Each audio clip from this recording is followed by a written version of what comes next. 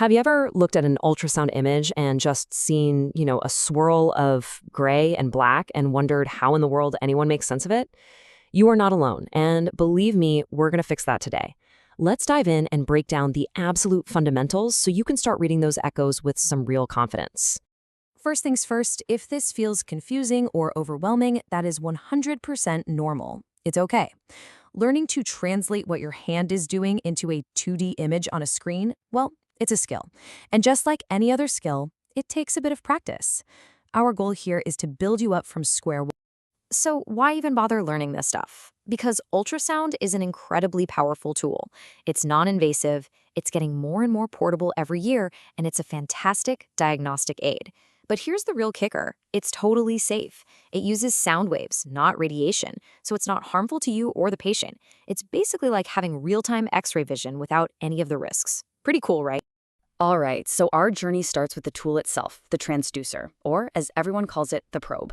This little device is what sends out the sound waves and listens for the echoes. Understanding what's in your hand is absolutely the first step to getting a clear picture.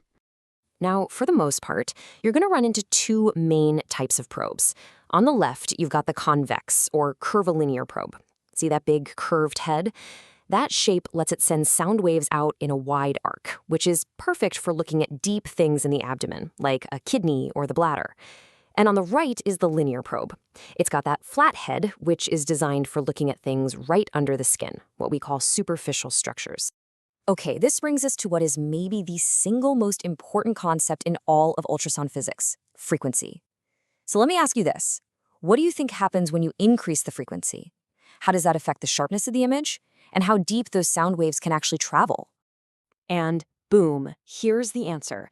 This is the big trade-off you always have to remember. When you increase the frequency, you get a much sharper, more detailed image. That's better resolution. But, and it's a big but, those high-frequency waves just can't travel as far into the body. That's worse penetration. The best way to think about it is like a flashlight. A high-frequency probe is like a sharp, focused spotlight. It gives you incredible, crisp detail on things that are right up close. A low-frequency probe, on the other hand, is like a big, wide floodlight. It's not nearly as sharp, but it lights up a much larger and deeper area. You've just got to pick the right tool for the job. Okay, so we've got our tool. Now let's talk about technique. Because how you actually hold and move the probe, well, that changes everything when you're trying to find what you're looking for. The best way to hold the probe is just like a pencil. Seriously, it gives you much finer motor control. And here's a pro tip, anchor your pinky finger on the patient's skin. This creates a really stable base, so all your movements are going to be smooth and controlled instead of jerky. You're really only going to use two main movements.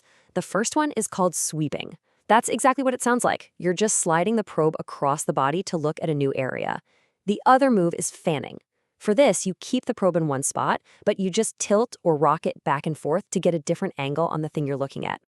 Okay, this is where it all starts to click. How do we know what we're actually looking at on the screen? How does the movement in your hand translate into that image? It is all about orientation. The single most important landmark for you is the indicator. It's that little bump or light on one side of the probe. Now, this marker always corresponds to the indicator on the screen, which is usually a little green dot. Just think of them as being connected. Wherever you point the probe's indicator, the green dot on the screen follows. So we use that indicator to line our probe up with one of three standard anatomic planes. Think of these as the three main ways you can slice the body to get a consistent, repeatable view every single time. We have sagittal, which divides left and right, transverse, which divides top and bottom, and coronal, which divides front and back. First up is the sagittal plane. This view slices the body into left and right halves. And to get this view, it's simple. You point the probe's indicator toward the patient's head. On the screen, that green dot now represents the patient's head, and the other side of the screen is their feet. Next, we have the transverse plane, which is like slicing the body into top and bottom halves. For this view, the standard rule is to point the probe's indicator toward the patient's right side. So that means the green dot on your screen now represents the patient's right. And finally, there's the coronal plane, which slices the body from front to back. To get this view, you'll put the probe on the patient's side, and you'll typically point the indicator up toward their head. This gives you a perspective almost as if you were looking at them face to face. All right, time for a quick pop quiz. Let's see if you're with me. Based on what we just covered, in which orientation do we point the indicator to the patient's right? If you said transverse, you are absolutely right. Indicator to the patient's right gives you that cross-sectional view. Nicely done.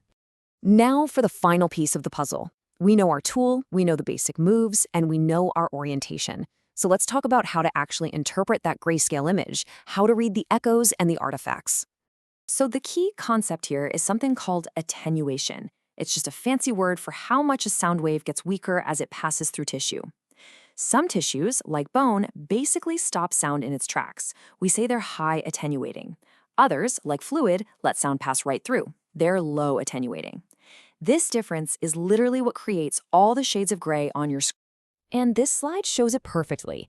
On the left, you see a gallstone. It's super dense, high attenuating. It blocks all the sound waves, creating that dark acoustic shadow behind it.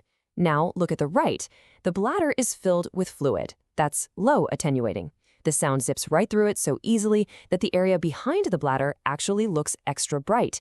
We call that posterior acoustic enhancement. So sometimes the physics of it all creates images of things that aren't actually there. We call these artifacts. But here's the key. They are not just random errors. They are predictable patterns that can give us really important diagnostic clues. We won't go too deep into these right now, but here are 3 really common artifacts you'll see. There's a mirror image artifact, which often creates what looks like a second liver above the diaphragm. There's reverberation, or reverb, which looks like bright, repeating lines and is actually a normal finding in the lungs. And then there's gas scatter, which is that messy, unreadable image you get when sound hits air in the gut. And really, that brings us full circle. So what's the biggest takeaway from all of this? It's that you can have the fanciest, most expensive machine in the world, but your ability to get a good image comes down to your skill. Mastering these core principles, the probe, the movements, the orientation, and how to interpret the image, that is the most important step to truly seeing clearly with ultrasound.